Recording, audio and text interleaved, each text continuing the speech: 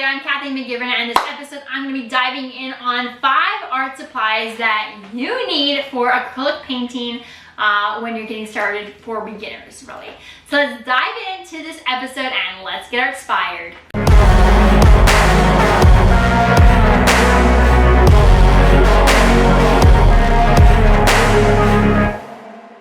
So number 1 you need is gesso.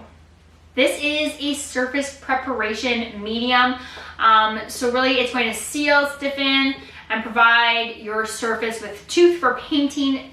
It's permanent, non-yellow, flexible, water resistant. You apply it to raw canvas, to hardboard, paper, wood, and other non-oily porous surfaces. If you need to sand it, you can. Sand hard, shiny surfaces, Sand hard, shiny surfaces before applying. Allow 24 hours to dry. Do not mix it with your acrylics, but you paint over top of it, right? You just don't mix it together because it's 2 different, it's not oil. It's not acrylic. Acrylics can go under oil, but you cannot put acrylic on top of oil. So that is a very big rule there. So this is a gesso. It's a surface prep. So if you're painting over a painting, like you have a canvas that you want to paint over, you're going to need it. If you're doing like a hardwood canvas or painting on an unconventional surface, you're going to need it. Oh, so crusty. Why am I even doing this?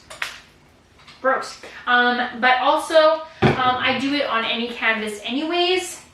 So this one has not. So this one you can tell has been pre-primed because this is the canvas behind. That's the raw canvas. And this side is white. So it's been, and also you cannot see through it. Let me try it like this. Oh, you can! Just kidding. Fail. Okay, so that's why I do pre-paint them. So they come pre-primed from the store. This one has been pre-primed, but I always do it again instead. So that's why I will add my own, just to make sure you prep your canvas with gesso and then you're good to go.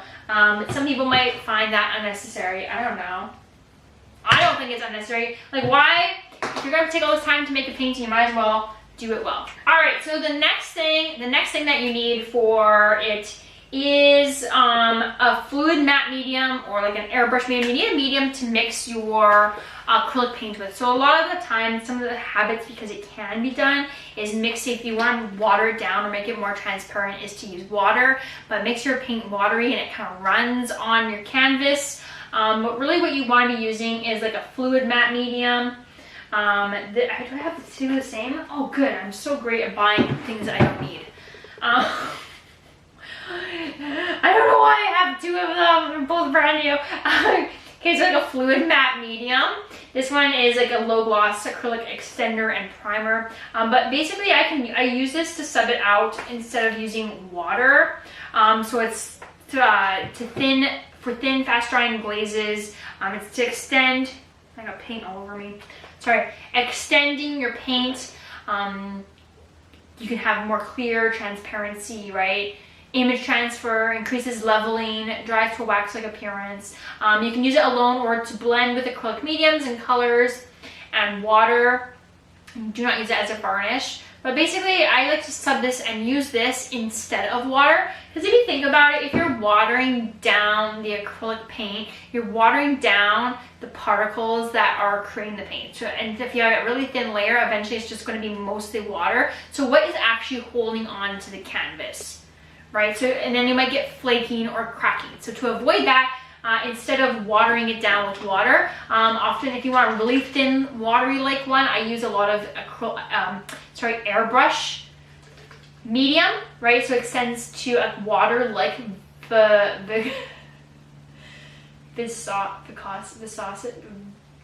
water-like texture. I cannot say that word right now. Anyways, a water-like texture. I use a lot of airbrush medium. I don't use it for my airbrush, but I use it for instead of water. I'll put a little dish and I'll dip my brush into it as though I was using it as water. So it's my sub for water, but I'm still having an acrylic. It's still medium, right? So it's not going to crack or anything on my canvas. Or use your fluid matte medium instead. I have both.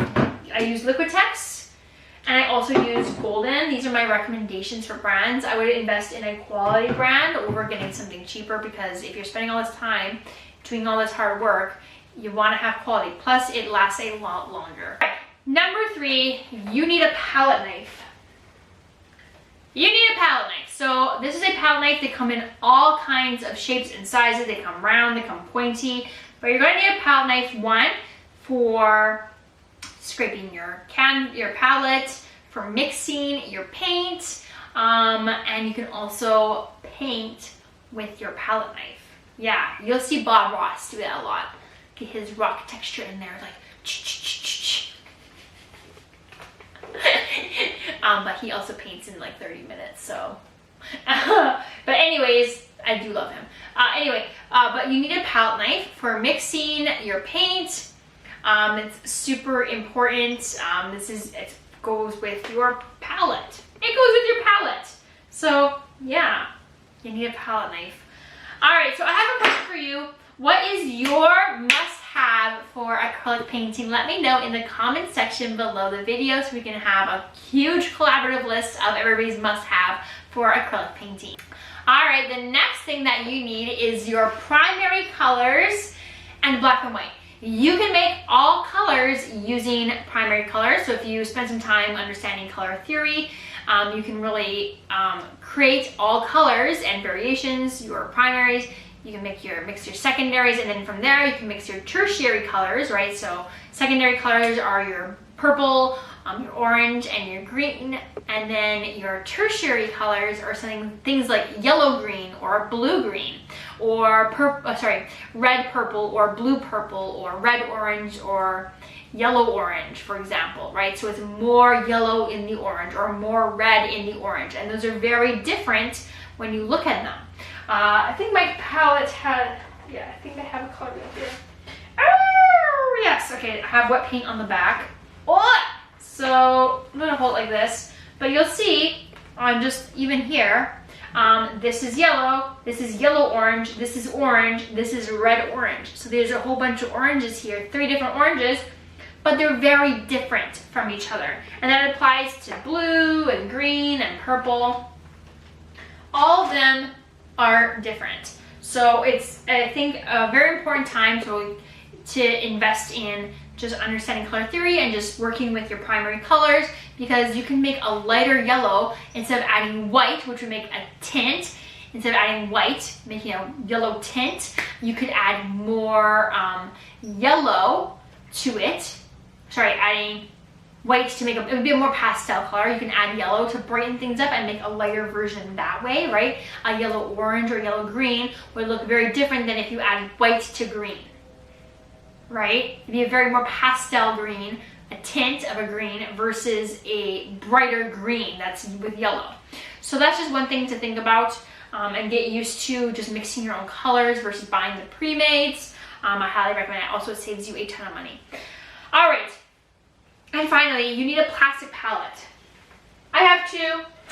I have just a clear plastic one that I've taped some of my gray paper behind, so I have a neutral color to work off of so I can see my paint easier. Then it's like a nice flat, dusty. This one's very scratched, it's very old. It's a plastic clear acrylic one. My one I currently use, they're all cheap.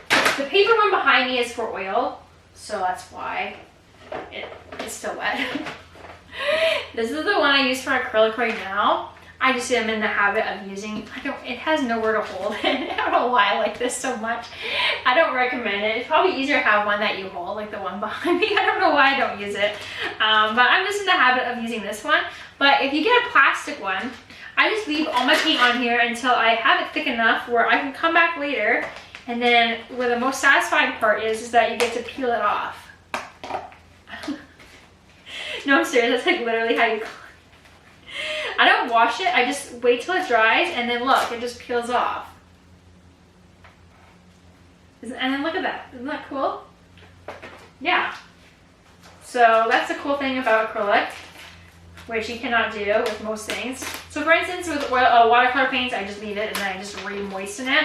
With acrylic, once it's dry, it's done, much like your oil paint. But Oil paint you have to scrape off with a razor off of a glass palette, which is why I have paper.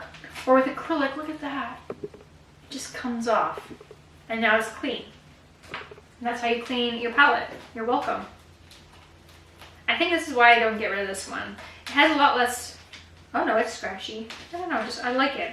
It peels off so nicely. So I recommend just getting a plastic palette. Don't get the ones that are, I'll show you. I use it for my watercolors. People make this mistake. This is a no-go. This is a no-go for acrylic paints.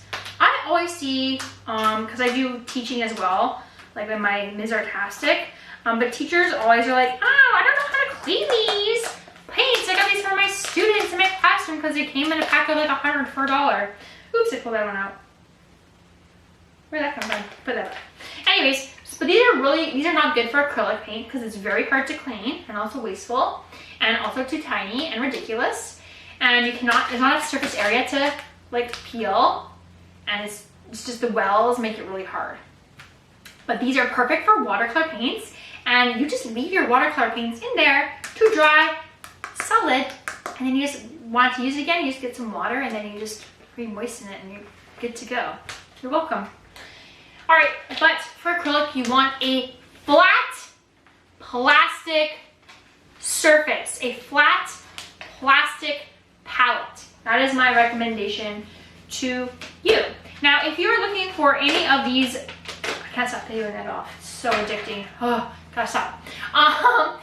So if you're looking for any recommendations for any of these things that I have mentioned in this video, please make sure that you check it out. In the description below, I'll put my recommendations for my paints, for mediums, for palette knives or your plastic palette, all in the description of this video. Do note that they are Amazon affiliate links. That means I do get a commission. If you do make a purchase, I will get a part of that commission, but I'm only going to be sharing things that I do recommend, so that way you can check them out and see what I recommend. In terms of brands, I think that for acrylic, the best ones are Golden, Liquitex, and Winsor & Newton. So those ones I would stick with if you're buying paints or mediums. Just look for Liquitex, Golden especially, Winsor & Newton. Those are really good. Then you know you're getting a quality product. There is a big difference between quality. So if you're getting a student level one or a cheaper quality one, it's going to be kind of watered down with medium, less pigment. Whereas you're getting an artist quality one, it's like pure pigment. You only need a little teeny tiny bit, right? And then you'll water it down yourself with your medium. It'll just go a lot longer, and then you have more control over your paint if you want more opacity or transparency. Otherwise, you'll be building on layer after layer after layer after layer just to get anything opaque with a student quality. So that's kind of my recommendation to you. So make sure you check it out in the description below in the video, my recommendations for resources and supplies for you to help you get started. And then your next video to watch is 5 paintbrushes that you need to get as a beginner painter.